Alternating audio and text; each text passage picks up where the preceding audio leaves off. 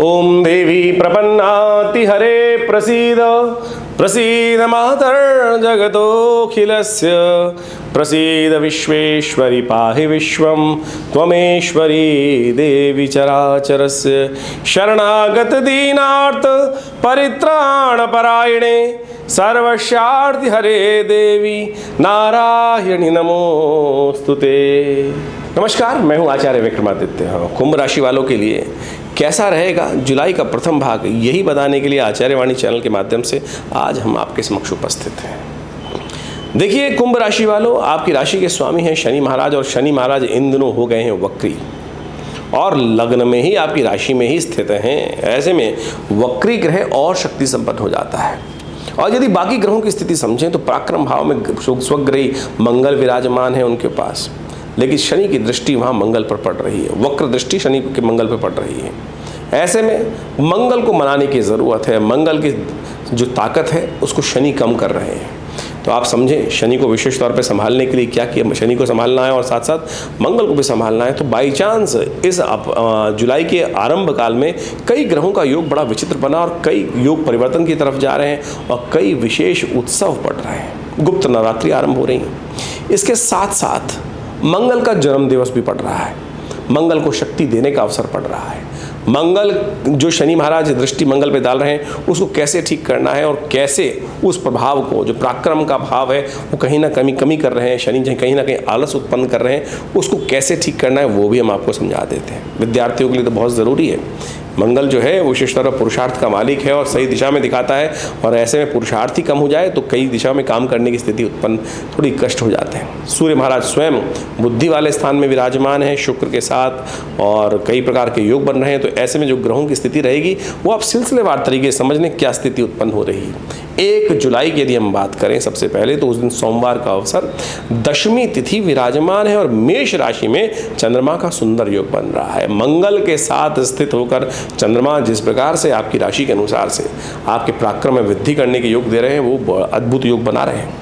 यहाँ चंद्रमा और मंगल की युति जो है वो शिव की आराधना करने को कहती है। सोमवार का अवसर है, शिव की आराधना करें, संपूर्ण रूप से कल्याण का योग बनेगा। साथ साथ भद्रा भी इस दिन विद्यमान है, ध्यान रखिएगा, लेकिन भद्रा सुबह 10:26 तक है। तो नए कार्यों को, नए प्रोजेक्ट को हाथ में लेने के लिए थोड़ा 10:26 का इंतजार कर लें। ये घड़ी निकल जाएगी तो फिर नए कार्यों में थोड़ा रुचि कर लीजिएगा, बहुत सुंदर रहेगा। लेकिन 10:26 के बाद तो अच्छा रहेगा। शिव को बनाएं, शिव की सुबह सुबह आराधना करें और पूरा दिन आपके नाम होने के योग बन सकते हैं। 2 तारीख की यदि हम बात करें, 2 जुलाई की मंगलवार का अवसर, एकादशी तिथि है और बहुत खास एकादशी है, योगिनी एकादशी का योग है। इस दिन बृहस्पति जो हैं वो चंद्रमा के साथ युक्त होकर उच्च के चंद्रमा का युक्त होकर युक्त बना रहे हैं। बृहस्पति महाराज के साथ चंद्रमा उच्च के होकर विराजमान हो जाएंगे 11:15 बजे के आसपास, 11:14 पे, इनफैक्ट 1 मिनट पहले ही। सर्वार्थ सिद्ध योग का सुंदर निर्माण रहेगा। ग्रहों की स्थिति बड़ी अनुकूल रहेगी। बृहस्पति महाराज चतुर्थ भाव में चंद्रमा के साथ, उच्च के चंद्रमा के साथ यदि विराजमान हो जाएं तो कहा जाता है कि बृहस्पति संपूर्ण रूप से लाभ देने के योग बना देता है। गोचर में इतना सुंदर योग आप देखें, गज के स्त्री योग, मंगल स्वग्रही, शनि स्वग्रही, और ऐसे में इन सब ग्रहों की स्थिति समझते हुए आप बहुत बढ़िया कार्य कर सकते हैं। लेकिन लाभ के योग हैं, लेकिन आप बने बनाए काम को लात भी मार सकते हैं, ये भी साथ साथ योग चल रहे हैं। तो ध्यान रखिएगा अपने अभिमान को, अपनी ठसक को। शनि महाराज जिद्दी के प्रतीक हैं और ये जो ठसक है ना, ये आपके बने बनाए काम पे लात मार के आने के लिए ये 3-4 दिन बहुत विशेष हैं। ध्यान रख लीजिएगा, अकड़ में मत रहिएगा। स्वाभिमान बहुत ज़्यादा, अहंकार नहीं, स्वाभिमान तो होना चाहिए, अहंकार नहीं होना चाहिए। ये ध्यान रखते हुए कार्य करें। उपाय की ज़रूरत है, भगवान विष्णु का उपाय, विष्णु की आराधना। भगवान विष्णु को सुबह सुबह चढ़ना जो है पंचामृत अर्पित करें और तिलक लगाएं और उनका पंचामृत चरणामृत जो है वो ग्रहण करें। कहा जाता है अकाल मृत्युहरणम सर्वव्याधि विनाशनम विष्णु पादुत्कम पित्वा पुनर्जन्म न विद्यते। तो इस सुंदर तिथि का लाभ लें। सर्वार्थ सिद्ध योग भी विद्यमान है, बहुत सुंदर रहेगा आपके लिए। 3 तारीख का अवसर, बुधवार का योग, द्वादशी तिथि और उसके ऊपर त्रयोदशी का आगमन, सुंदर प्रदोष का योग बन गया है। ये बहुत सुंदर है आपके लिए। बुध इन दिनों चल रहे हैं खराब, बुध छठे भाव में चल रहे हैं, जो आपको फक्कड़ बना रहे हैं, बनी बनाई स्थिति को खराब कर रहे हैं, गज किसी योग का लाभ भी नहीं होने दे रहे हैं। तो बुध को कंट्रोल करने के लिए देखिए परमात्मा ने कितनी सुंदर व्यवस्था करी आपकी राशि को देखते हुए। बुध प्रदोष का योग दे दिया। सुबह सुबह भगवान शिव पर बिल्वपत्र अर्पित करें, ओम नमः शिवाय। और शाम के समय हो सके तो दही के द्वारा भगवान शंकर का अभिषेक करें, मट्ठे के द्वारा भगवान शंकर का अभिषेक करें।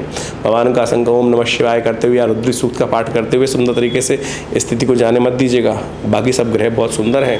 यदि लाभ चाहते हैं तो अभी जो गजकेसरी योग है वो अगले दिन भी विद्यमान रहने वाला है, तो इसलिए थोड़ा ध्यान रखते हुए कार्य कर लीजिए, सुंदर होगा आपके लिए। 4 तारीख का अवसर, बृहस्पतिवार की तिथि और बृहस्पतिवार का वार है विश्व स्तर पर। और त्रयोदशी और चतुर्दशी का योग है। त्रयोदशी थोड़ी देर वृद्धि योग बना रही है, उसके बाद चतुर्दशी हो जाएगी, लेकिन चतुर्दशी क्षय हो रही है।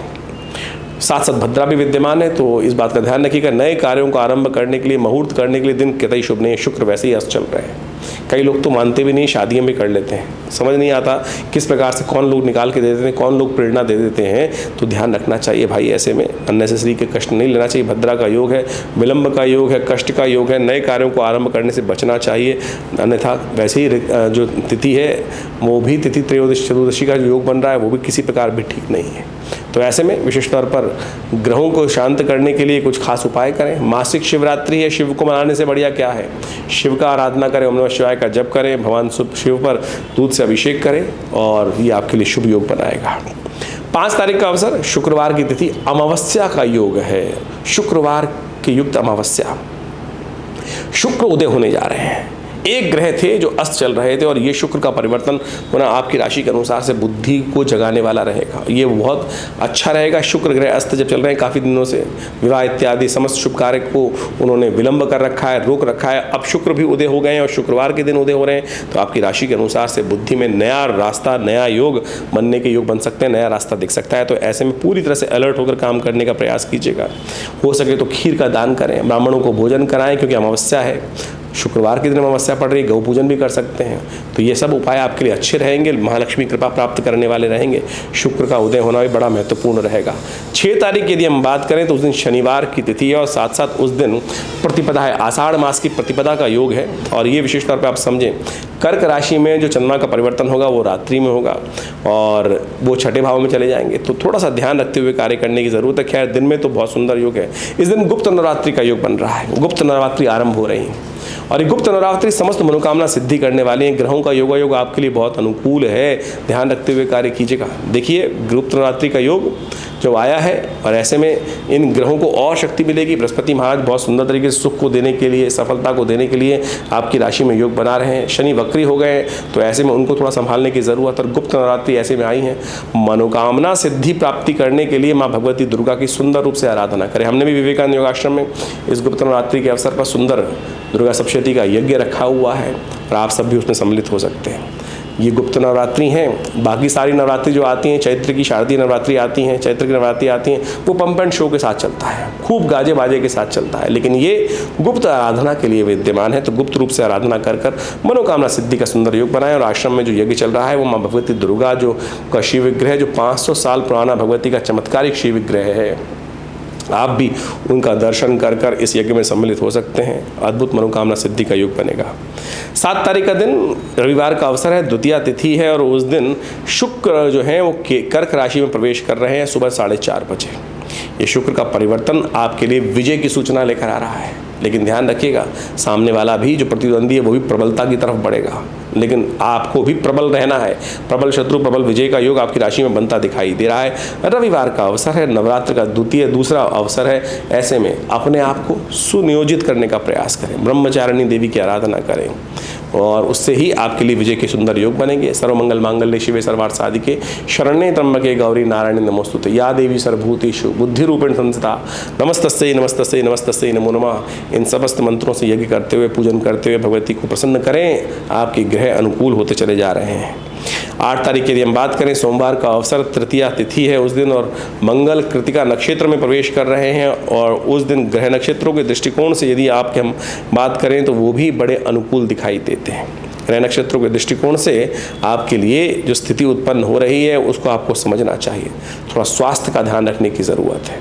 अननेसेसरी के एंजाइटी ना बढ़ने दें, अननेसेसरी के रोग का ध्यान रखना बहुत ज़रूरी है। ऐसे में भगवान शिव के महामृत्युंजय का मंत्र का जप करते हुए उनका अभिषेक करें। हो सके तो आपके लिए अच्छी बात यह है कि आप माँ भगवती दुर्गा के स्वरूप का ध्यान रखें। चंद्रघंटा देवी के निमित्त सिंदूर का उन्हें अर्पण करें। उनको विशेष तौर पर सिंदूर अर्पित करने से बहुत मनोकामना सिद्धि के योग बनते हैं, शारीरिक कष्ट दूर होने के योग बन जाते हैं। 9 तारीख का दिन मंगलवार और तृतीया और चतुर्थी का योग है। तृतीया वृद्धि की तरफ चली गई है और उस दिन चतुर्थी तिथि भी विराजमान हो गई है। और ऐसे में चतुर्थी तिथि का विराजमान होने के कारण से जो ग्रहों का योग बन रहा है, अंगारक चतुर्थी का योग बन गया है। ये अंगारक चतुर्थी मनोकामना का सिद्ध करने वाली है। मंगल ग्रह पर, जैसा हमने आरंभ में कहा था कि शनि की दृष्टि पड़ रही है, तो मंगल को शुभ करने के लिए ऐसे में हनुमान जी का सुंदरकांड का पाठ करें, हनुमान जी की आराधना करें। ये बहुत शुभ रहेगी, आपके लिए कल्याण करने वाली रहेगी, मनोकामना सिद्ध करने वाली रहेगी। तो अवश्य पूजन का ध्यान करते हुए करें, बहुत सुंदर योग बनेंगे। बात कर लेते हैं 10 तारीख की। 10 तारीख को बुधवार का अवसर, ग्रह योग के दृष्टिकोण से आपकी राशि के अनुसार से सिंह में चंद्रमा जो प्रवेश करके गए हैं और यह आपकी राशि के अनुसार से महत्वपूर्ण नया आपके योग बनाते दिखाई दे रहे हैं। शनि के सम्मुख आकर चंद्रमा विराजमान हो गए, थोड़ा ध्यान रखना है, जिद अननेसेसरी ना हो। चंद्रमा मन को सही दिशा में लगा सकता है, लेकिन शनि कुछ और देख रहे हैं। ऐसे में थोड़ा सा बुद्धि को एकाग्र करने की ज़रूरत है। इस दिन विशेष तौर पर अच्छा ये रहेगा कि माँ भगवती स्कंद माता की आराधना करें, स्कंद माता का पूजन करें, मनोकामना सिद्धि के योग बनेंगे। देखिए, भारतीय ज्योतिष विज्ञान एक ऐसा चमत्कार है जो समय की वास्तविक तौर पर चाल को आपको समझाने का प्रयास करता है। और दैनिक गणित को देखकर, ज्योतिष के योग को देखकर हम आपके समक्ष उन समस्त गणनाओं के माध्यम से आपके भविष्य फल को बताने का प्रयास करते हैं, जानने का प्रयास करते हैं कि इन ग्रहों का योग क्या कुछ हमारे जीवन में राशि के अनुसार से प्रवृत्ति बनाने का योग बना सकता है। किस प्रकार से कहाँ ग्रहों का उदय, कहाँ ग्रहों का अस्त, कहाँ ग्रहों का मार्गीपन, कहाँ ग्रहों का वक्र स्थिति जो है, जो भी ग्रहों का योग विभिन्न युक्तियों के साथ बन रहा है, उसका प्रभाव जीवन पे क्या पड़ेगा। गोचर के दृष्टिकोण से ये परिवर्तन जो होता है वो हर व्यक्ति पे प्रभाव डालता है, लेकिन उसका प्रभाव उस प्रकार से होता है कि जैसा उसकी मूल जन्म पत्री में जन्म के समय जो जलग्न इत्यादि है, उसके प्रभाव से उस गोचर के मिश्रित प्रभाव को समझकर उसको हर व्यक्ति के जीवन में उसको समझने का प्रयास करना चाहिए। देखिए, ऐसा नहीं है, बहुत सारे लोगों के मन में भ्रांति हो सकती है और ये भ्रांति स्वाभाविक है कि 12 राशियों के अनुसार से पूरे विश्व को कैसे विभाजित कर दिया। अब ये समझें कि जिस प्रकार से 12 राशियों को एक मूल रूप से, लेकिन हर व्यक्ति उन प्रवृत्ति के रूप से हम समझने का व्यक्ति बना सकते हैं, व्यवस्था बना सकते हैं। तो आप समझें कि मूल जन्मपत्री सबसे विशेष है, लेकिन फिर भी राशि के अनुसार से गोचर का प्रभाव बहुत महत्वपूर्ण होता है। अगर मूल जन्मपत्री के साथ जन्मपत्री के विषय को समझते हुए, व्यक्ति के प्रवृत्ति को समझते हुए, व्यक्ति के ग्रह योग जो भी उसकी कुंडली में बैठे हैं, चाहे राजयोग हैं, चाहे वो विभिन्न प्रकार के शुभ अशुभ योग हैं, उसको भी समझकर यदि जातक को समझाने का प्रयास किया जाए, उसके जीवन को देखा जाए, तो बहुत महत्वपूर्ण ज्योतिष परिवर्तन का प्रतीक बना सकता है और लाभ की स्थिति उत्पन्न कर सकता है। फिर भी गोचर का दृष्टिकोण से हम राशि के अनुसार से जो प्रभाव आपको बता रहे हैं वो भी बहुत महत्वपूर्ण है और अपना प्रभाव दिखाता है। और हमने प्रत्यक्ष रूप से देखा है कि हजारों लोगों को जीवन में इससे लाभ भी होता है। तो आप किसी विचित्र विडंबना में ना फंसें, लोगों के कहने में ना आए। ज्योतिष प्रत्यक्ष है, लाखों वर्षों से भारतीय संस्कृति और विभिन्न मानव संस्कृति ने इसका लाभ उठाया है। विभिन्न शोध भारतीय संस्कृति का चमत्कार है जो समय को पहचानने में, समय को के अनुसार से व्यक्ति को कार्य करने की तरफ प्रेरित कर सकता है, सही समय का चुनाव कर सकता है। और जो व्यक्ति बुद्धिमानी के द्वारा सही वक्त का चुनाव कर लेते हैं, सही वक्त को समझ लेते हैं, उनके वारे न्यारे हो जाते हैं और जीवन में शुभ लाभ के योग बन जाते हैं, कल्याण के योग बन जाते हैं। आज व्यक्ति मॉडर्न वैज्ञानिकता की तरफ चल रहा है और उसको भी भविष्य जानने के लिए आधुनिक चीज़ों का उपयोग करता है। आप गूगल का उपयोग करते हैं, क्या आपको बताता है कि रास्ता आगे कहाँ जाम है, कहाँ नहीं जाम है, लेकिन फिर भी आप पहुँचते हैं तो कई बार वो गूगल भी गलत हो जाता है। तो कहीं ना कहीं उसने साइंटिफिक पैरामीटर्स पे काम किया, एनालिसिस किया डाटा को, लेकिन फिर भी उसकी गणनाएं भी गलत हो जाती हैं। और आप समझें जो भविष्य की दिशा है, क्योंकि भविष्य, ग्रहयोग, वर्तमान सब परिवर्तनशील है। ऐसा कुछ भी नहीं है कि जो स्टैटिक है, सब कुछ परिवर्तन की तरफ जा रहा है, सब कुछ आगे हर पल हर क्षण बदल रहा है। और वो बदलाव इतना तीव्र भी होता है और इतना क्षणिक भी होता है और इतना दीर्घ लंबा भी होता है कि जिसका कई बार परिवर्तन बहुत महत्वपूर्ण सामने आ जाता है और कई बार इतना स्वाभाविक होता है कि व्यक्ति को पता भी नहीं चलता। तो आप समझें ज्योतिष विज्ञान, इसका मुझे एग्जाम्पल देने का उदाहरण देगा, केवल मतलब ये था कि हर चीज़ परिवर्तनशील है। पूरे विश्व में भविष्य को जानने का, आगे वाली स्थिति को जानने की लालसा हमेशा रही है और ज्योतिष विज्ञान उस पर 100% सही बैठता है। मेरी गणना है, किसी ज्योतिषी की गणनाएं गलत हो सकती हैं, लेकिन ज्योतिष विज्ञान की गणना गलत नहीं हो सकती। और हमने अपने इस आश्रम के माध्यम से, अपने गुरुजन के माध्यम से सहयोग लेते हुए इस विज्ञान को अच्छे से समझने का प्रयास किया। और मैं तो अभी अपने आप को छात्र ही मानता हूँ। मैं तो सही हर रोज़ कुछ नया सीखने का प्रयास करता हूँ, कुछ बताता हूँ, कुछ अनुभव करता हूँ, और उसमें जब एनालिसिस आता है तो उसमें कुछ अगर त्रुटि रहती है तो उसको नित्य प्रति परिवर्तन की तरफ जाने का प्रयास करता हूँ और समझता हूँ, सीखता हूँ। और ये जब तक प्रवृत्ति व्यक्ति के अंदर नहीं रहेगी तब तक वो उस शास्त्र को नित्य प्रति चेंज की तरफ नहीं ले जाएगा, तब तक उसका विकास संभव नहीं है। ज्योतिष विज्ञान का विकास भी इस प्रकार से हर व्यक्ति के अनुसार से हमें समझने की आवश्यकता पड़ती है। बहुत सारी जन्म पत्रियाँ देखते हैं हर रोज़ और उनके अनुसार से उन सिद्धांतों को देखते हैं, लेकिन चमत्कार है, बिल्कुल है। बहुत सारे लोगों के जीवन में हमने इस परिवर्तन से ज्योतिष विज्ञान के माध्यम से लाभ उठाते देखा है। अरबों लाखों लोगों ने इस विज्ञान का लाभ पता नहीं कितनी सदियों से लिया है। तो आप भी इसके साथ जुड़े, समझें, और आपके जो मन में प्रश्न चल रहे हो आप हमें व्हाट्सएप के माध्यम से भेज सकते हैं। हम प्रयास करेंगे आपके प्रश्नों को समाधान देने का प्रयास करें। लेकिन बहुत सारे लोग हमारे साथ इस कार्यक्रम में जुड़े होते हैं, लाखों लोगों के प्रश्न आते हैं, और आप भी देखते होंगे चैनल्स पर लगातार जो कमेंट बॉक्स है उनके एक साथ कमेंट आ रहे होते हैं। तो हमने उसकी एक व्यवस्था बनाई है कि आप आश्रम पे संपर्क साध कर और विवेकानंद योगाश्रम से जुड़ सकते हैं, अपने निजी संपर्क को भी साध सकते हैं, और यहाँ होने वाली विभिन्न गतिविधियों के साथ भी जुड़ सकते हैं। हमारे इस आश्रम में हर समय कुछ ना कुछ नई गतिविधि चलती रहती हैं, बहुत सारे व्यवस्थाएं चलती रहती हैं। नित्य प्रति 8 घंटे यज्ञ, माँ भगवती दुर्गा का यज्ञ, विभिन्न ग्रहों का यज्ञ, विभिन्न मंत्रों का यज्ञ, विभिन्न विशेष तौर पर मंत्रों का यज्ञ, जो वैदिक मंत्र है, महामृत्युंजय इत्यादि मंत्रों का यज्ञ समय समय पर चलता रहता है, और उस सब का निमंत्रण हम आपको देते भी रहते हैं। अभी इसी समय में गुप्त नवरात्रि का सुंदर योग बन रहा है, और ये गुप्त नवरात्रियाँ बहुत विशेष हैं, मनोकामना सिद्धि के लिए अद्भुत हैं। और हमारे आश्रम पे तो माँ भगवती दुर्गा का जो चमत्कारिक शिव विग्रह अनादिकाल से सुंदर रूप से चमत्कारिक शिव विग्रह जो यहाँ उपस्थित है वो तो अद्भुत है, चमत्कार से परिपूर्ण है। लाखों लोगों ने उनके दर्शन कर कर अपनी मनोकामना सिद्ध करी है। आप भी उनके सानिध्य में बैठकर इन नवरात्रों के अवसर पर, गुप्त नवरात्रियों के अवसर पर गुप्त मनोकामनाएं पूर्ण करने के लिए चुपचाप उनके सानिध्य प्राप्त करें, उस यज्ञ में भाग लें। देखिएगा परिवर्तन का सुंदर योग बनेगा। यज्ञ में भाग लेने के लिए आप आश्रम की गतिविधि के साथ जुड़ सकते हैं और लाभ ले सकते हैं।